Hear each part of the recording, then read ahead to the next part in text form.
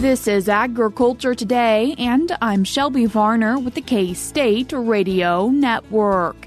K-State farm analyst LaVell Winsor kicks off today's show previewing the Women Managing the Farm Conference.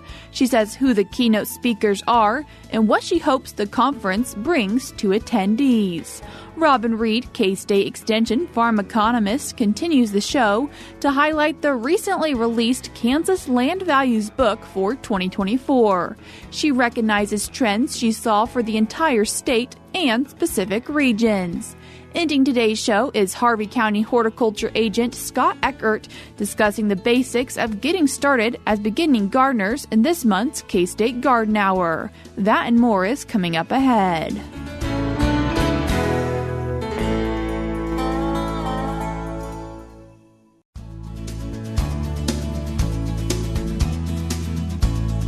You're tuned in to Agriculture Today, and today we're talking about an upcoming conference with K-State farm analyst LaVell Winsor. LaVell, thanks for joining us today. Thanks for having me here today.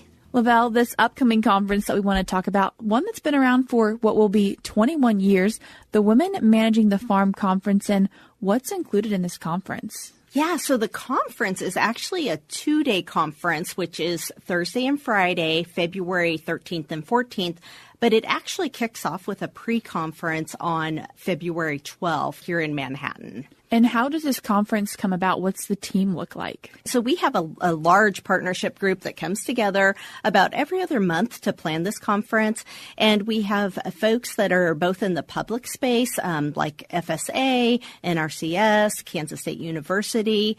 And then we also have partners that are in the private sectors, like farm credit and private businesses, a few farmers that are involved with that, along with our commodity organizations are very involved. So we try to work together to bring the best conference that we can to the women across Kansas. And LaVell, you mentioned this conference is February 13th and 14th. However, if people want to come up on the 12th and do some more learning, what could they possibly look into doing?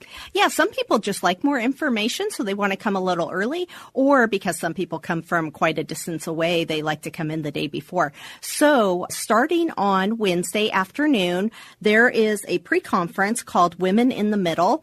And so that is going to focus on women that are in their working years. They've got children at home, perhaps, and they perhaps also have aging parents or aging in-laws that they're also taking care of. So kind of touching on all of the issues and then also providing a lot of resources to help people that are in that aspect of their life. There's also a couple of farm tours that will happen, particularly for folks who are coming from the West. There will be a tour that will meet at Hayes, and they have 2 or 3 stops along the way to come to Manhattan that they'll caravan together.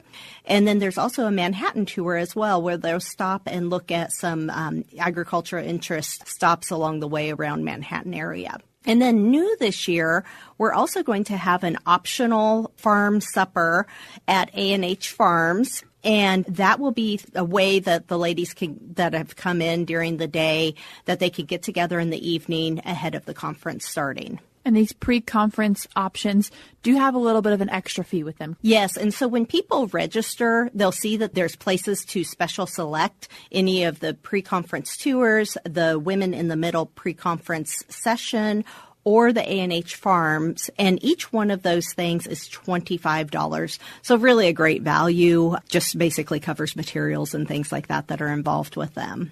And LaVell, getting into talking about what's actually included in the conference, kicking off Thursday, February 13th, with a keynote speaker that's pretty special to this conference. Yes. So the conference kicks off on Thursday morning at 8 o'clock with breakfast and then a keynote speaker. And the keynote speaker is Christy Archuleta. Some of you may recognize her name. She was with K-State for a few years, and she was actually one of the folks who helped put this conference together 21 years ago. And so if you are familiar with her work, you'll know that she talks a lot about relationships and how that impacts finances, some legacy issues around farms, some of those types of things.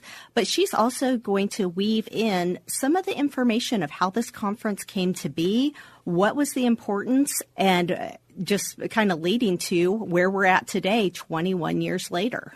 And there's a second keynote speaker that people can hear from at lunch. We're going to have Carrie Williams, who's up in north central Kansas with a large co-op, and she's going to be talking about the global and local view of grain supply and demand, which is a critically important issue that we have right now. And not wanting to forget an evening event that's taking place on Thursday.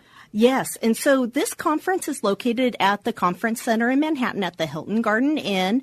And just a walk down the block is the Flint Hills Discovery Center. And so Thursday night, we will have a special night at the Flint Hills Discovery Center, some food, and then also activities, also some craft activities as well.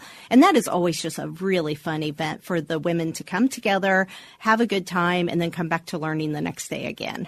And what kicks off the next day on Friday, February 14th? Yes, so Friday morning's keynote speaker with breakfast is going to be a couple gals from Extension, and they are going to be talking about who gets Grandma's yellow pie plate. And so what this is about the legacy that we leave to our heirs and those special sentimental things, and talking through what do we think about and why it's important to kind of identify who receives things and how families might go about doing that. That is always a very popular topic. Every time people go to that, they just want more. And the conference wraps up with the fourth and final keynote speaker, Matt Rush. Matt is from out of state, and he is going to come in and finish us up with lunch. And he's going to be talking about managing the generations. And of course, we know that there's a lot of different dynamics. And of course, a lot of our farms have a lot of generations involved on them. And so talking about the differences that each generation thinks about and how they look at things and how maybe their workflows are different. And so kind of taking all of those things together. And I understand that he will also actually pull a panel out of the audience and get some on-the-spot information as well. So I think that's going to be a really wonderful way to wrap up the conference. And there are breakout sessions that are included and integrated throughout this whole conference? Yes. So between all of the keynotes, there are actually 5 different times that we have breakout sessions. And each one of those breakout session times has about 5 different breakouts to choose from. And so we actually have tracks. People do not have to stay on the same track. They can mix and match whatever breakout sessions that they would like to attend. But for example, there's one track that focuses on production. There's one track that focuses on specialty and so forth. So people really can find anything that they want to. Honestly, we often get feedback that people wish that they could just attend every single one of them because there's a lot of information that people would like to get. What does registration look like for the Women Managing the Farm conference? To register for this conference, go to www.womenmanagingthefarm.com. And there's a registration tab on there. It does look a little different this year because we are now using Eventbrite to host our registration this year. But you can go through, you can select just the conference, or you can select the conference and different pre-conference sessions as well, or the dinner the night before if you would like to. Registration is $175 if you register by January 10th. After January 10th, it goes up to $200. And then students, high school and college age students, are $75. And then, of course, those pre-conferences, as we said earlier, are $25 a piece. Are there scholarships available? There are scholarships available. Scholarship applications are due by January 10th, although I'd really encourage folks, if they're thinking they might want to do that, we do have volunteers that go through those scholarship applications. But that is available on there, very easy to find on the website. And we actually have one of the things that we have during the conference is we always have a silent auction. And that silent auction, the proceeds from that actually benefits the scholarships for the next year. So it's kind of a really fun way to do a little shopping, have a little competition, and then also support a really good cause as well. What does the scholarship cover? So it covers the conference registration. Folks are still responsible for their own room, but it does cover the conference registration. And LaVell, we mentioned at the beginning of this that there's a lot of private and public partnership that goes into making the Women Managing the Farm conference come together, and there are a lot of just sponsors as well. Yes, we are so blessed with this conference that we have had folks, businesses who have supported this conference from the very beginning. And we just have numerous wonderful sponsors and exhibitors who come together. And then many of them also help plan this conference as well. So it's really a great group that come together and support this conference. And the theme for the year, Forge the Future. And why would you encourage participants to look into coming to the conference and hopefully attend? We often get feedback that the women are just so pleased with the information that they learn about at this conference.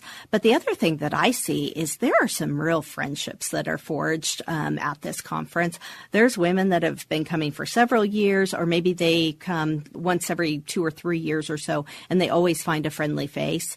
Another thing that we intentionally do during this conference is we actually have a networking session that we have the afternoon on Thursday. So it gives people a little bit of time to maybe get their feet wet at the conference. People can self-select into a networking session. So perhaps there's people who are more focused on their farm and production, that's a networking group. People who tend to be more the business people on their farm, there's a networking session in that area. People can self-select into it. And the conversations that they get into are just really interesting. And I really do see good friendships that come out of those networking sessions because they connect with somebody and learn something and often take things back to their farm that they can implement right away, which is extremely valuable. LaVell, I appreciate you taking the time to join us today and share with us some information about the Women Managing the Farm Conference. Thank you so much. That was K-State farm analyst LaVell Winsor talking about the Women Managing the Farm Conference, which is taking place February 13th through the 14th. You can find more information and get registered by going to womenmanagingthefarm.com. We're cutting to a short break now on Agriculture Today, but stick around because we have more for you up ahead.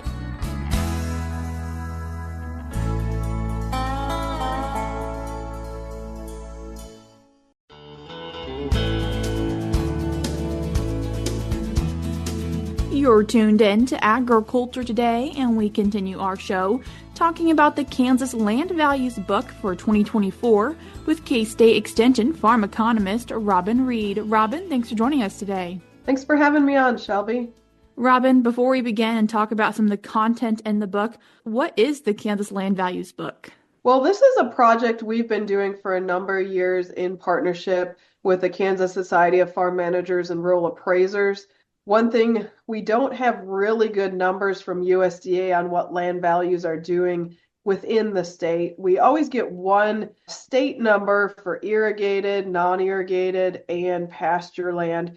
But as anybody knows, from western to eastern Kansas, there is a huge variation in land value. So while that USDA number helps us track the trends over time, this book is really the one that dives into what's going on at the local level and specifically the county level. And another thing is this is actual sales that have been occurring. This is not survey data. So we work with the Property Valuation Department in Topeka to obtain that sale information and go ahead and summarize it into this book every year. So I know this is a resource a lot of producers, bankers, whoever would like to see, and we've got it published sooner than we ever have right after the first of the year here. So it is fresh off the press. What is the economic picture you're seeing right now? So obviously, as we're looking at the farm economy today, we're starting to get into that lower profitability environment again that we saw really 10 years ago. We came off of some really high commodity prices. Now we're seeing quite a bit lower with the exception of cattle. But when we're looking at corn, soybeans, wheat, grain, sorghum, pretty low prices, and add that on to still relatively high input cost, and specifically when you're looking at financing and interest rates, we're just at a point where margins, profitability, the difference between income and expenses are super tight. And that's creating a lot of difficulty for our farmers out there. And Robin, also mentioning just a little bit about some assistance that farmers could be seeing. Right at the end of the year, there was a continuing resolution that passed through the Senate and the House and fund the government for another few months and an extension of the 2018 Farm Bill But one of the other big pieces that was in there was economic assistance to farmers. So there's actually $10 billion in the name of economic assistance that's going to be paid out to farmers. And it had to be within 90 days of the signature of that bill. So we are really going to be looking at those payments coming quite quickly. And those are based on planted acres that a farmer had in 2024. Really, farmers can look at anywhere from $30 to $40 an acre direct payments that are going to be coming in the name of economic assistance. So I mentioned those just to say that will have an effect on the land market and the cash rental rates in 2025. If we didn't have those support payments, I think we would be seeing things coming down more than we probably will. Taking a look at those land values, what trends are we seeing? Well, kind of what I would expect, really, if we look at the state level, so look at all the sales that happened in the state, compare them to the levels that we had last year, we are up just a little bit. So specifically, when we look at non-irrigated crop ground, we're up, according to my calculations, about 3.8%. If we look at pasture and hay ground, we're up about 2.7%. So we have came off of quite a few years of really rapid growth. 10, 15, 20, even greater, I think 24% was the highest year USDA had land values growing here recently. So we're seeing that market start to taper off and not necessarily go down. You will see in the book there are regions that have came down compared to last year, but overall I would say the market is starting to flatten and that land values are stabilizing, not continuing to increase at the very rapid, unsustainable pace that they have. And where they'll go from here, I'll have some thoughts on that later in the show. But overall in 2024, we had increasing land values, but very small increase of what we had in the previous year. Any specific trends you're seeing for regions? This is all general for the radio show because I don't want to walk through every single county, but really the glory of this book is that we, for most counties, can report a non-irrigated average value, minimum and maximum value, mostly on pasture and hay. We're able to do that as well. And then for our western Kansas counties and south central, we oftentimes have an irrigated average, minimum, and maximum. So that's really the meat of this book and really what everyone, I would say, is going to get out of for the value. So where I'm talking here is China general trends, but you really want to go look at your county numbers. We look across the state, we reported in the 9 crop reporting districts that USDA follows. So if we look at like the western third of the state, that's 3 different crop reporting districts. In non-irrigated crop ground, I have Northwest and West Central. Again, kind of up like the state level, up about 2 to 3%. Southwest Kansas, actually up even more than that, about 11 to 12%.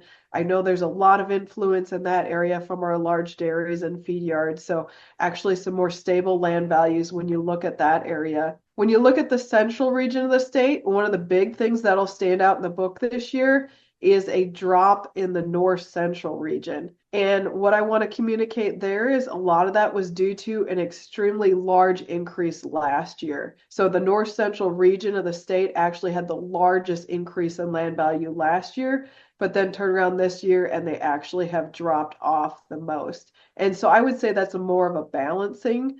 When we look at the eastern region of the state, that's where I'd say we still have the most growth in land values. That is a region all in itself when we look at just the magnitude of land values per acre, both for non-irrigated and pasture. There's just a lot of influence in that area, both from urbanization, from hunting pressure, and just the quality of ground compared to the rest of the state. So that region, again, had a 16% increase in land value.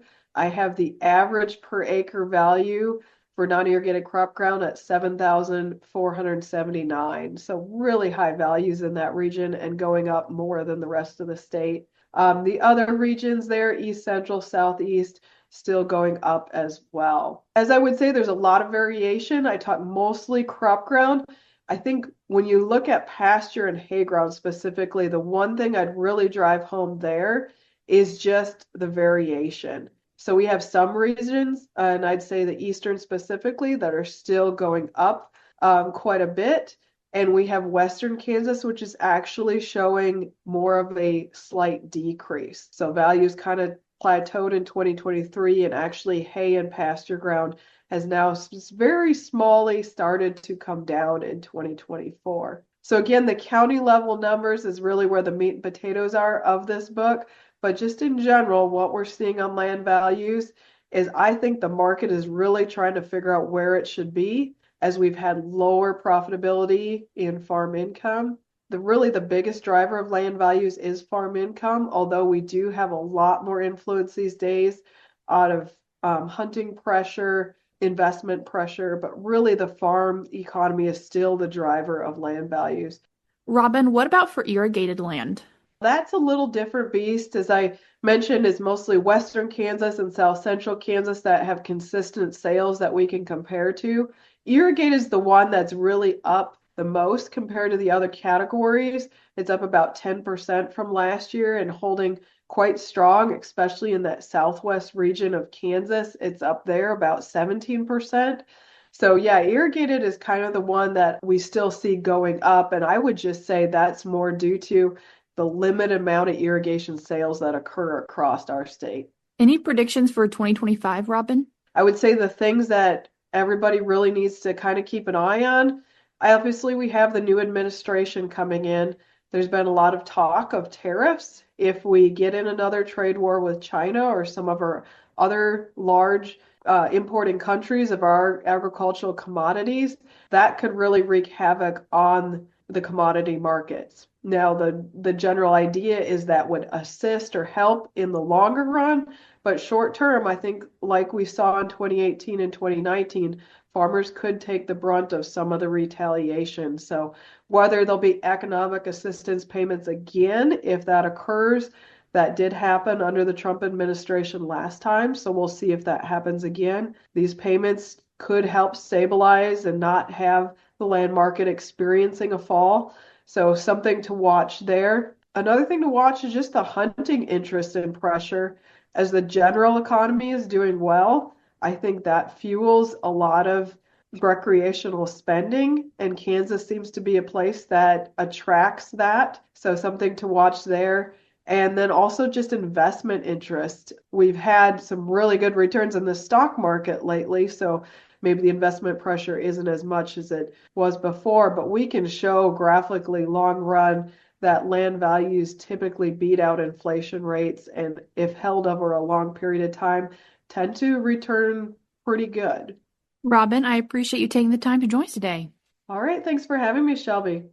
That was K-State Extension farm economist Robin Reid. You can find the Kansas Land Values book for 2024 linked in today's show notes on agtoday.net or by going to agmanager.info. We're cutting to a short break now, but stick around because we have more for you up ahead.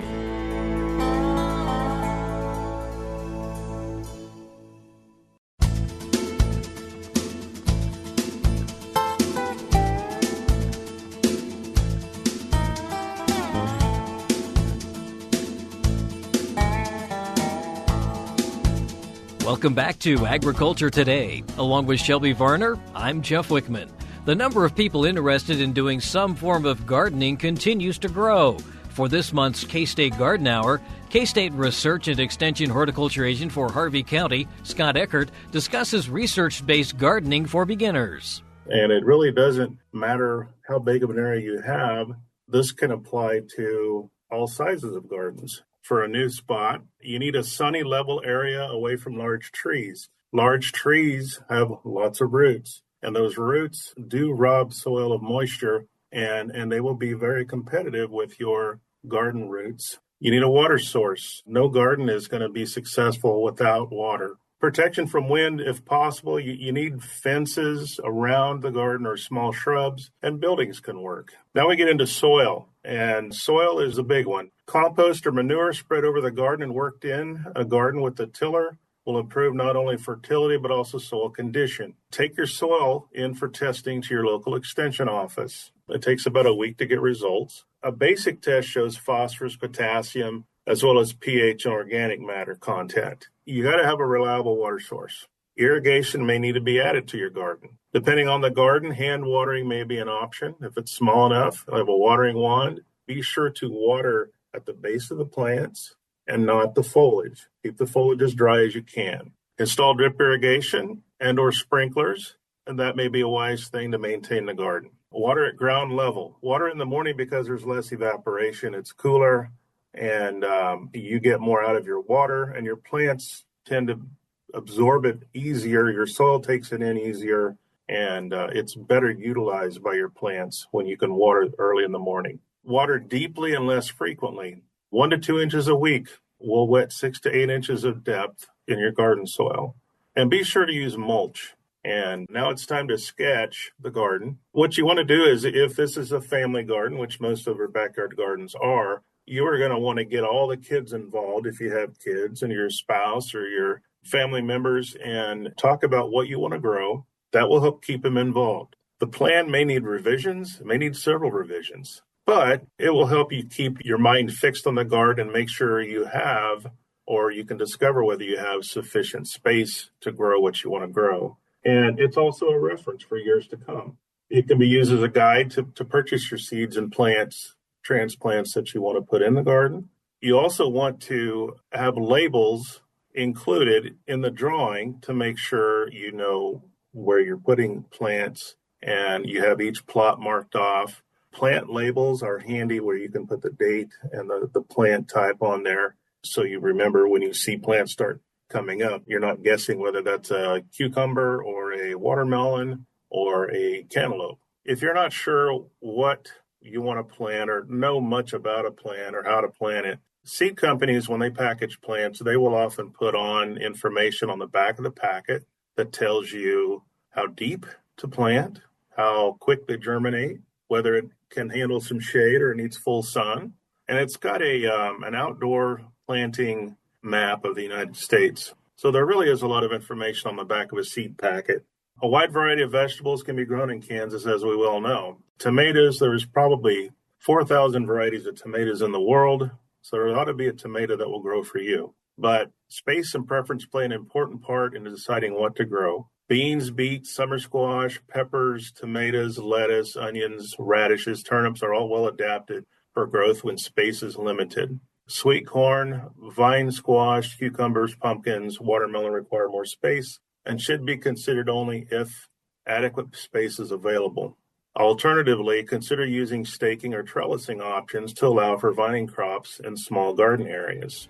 And don't be afraid to experiment with unfamiliar vegetables.